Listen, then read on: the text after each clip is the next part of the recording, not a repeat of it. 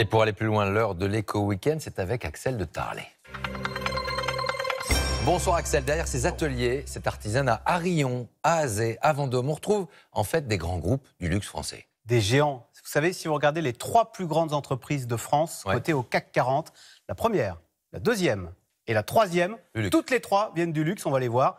LVMH, Hermès et L'Oréal, qui sont devant les Total, les Sanofi ou les Airbus.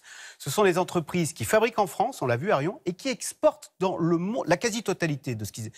Hermès exporte à plus de 90%, L'Oréal exporte à 80%. Ce sont des entreprises très rentables, c'est pour ça qu'elles valent si cher, parce que la qualité, ça se paye.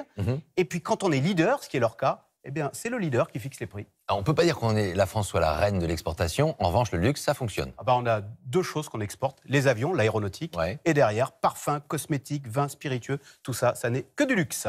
Alors, est-ce que le temps il est au beau fixe finalement pour le luxe français ou il y a quelques nuages? Alors, LVMH vend, ils sont très présents, ces géants du luxe, en Chine. Et la Chine, vous savez, ralentit. Donc oui, bien sûr, les ventes sont un peu en berne. Puis un deuxième problème, c'est qu'il y a des guerres commerciales en ce moment entre Pékin et Bruxelles. Et alors, quand on veut, avec des représailles à la clé, et quand on veut cibler la France, on cible le luxe, et notamment, en l'occurrence, le cognac. Vous savez que le cognac, c'est un carton à l'export.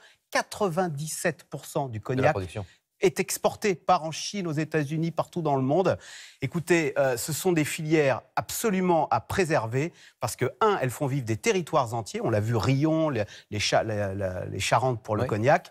Et puis, elles font entrer énormément d'argent à l'intérieur du pays. Merci.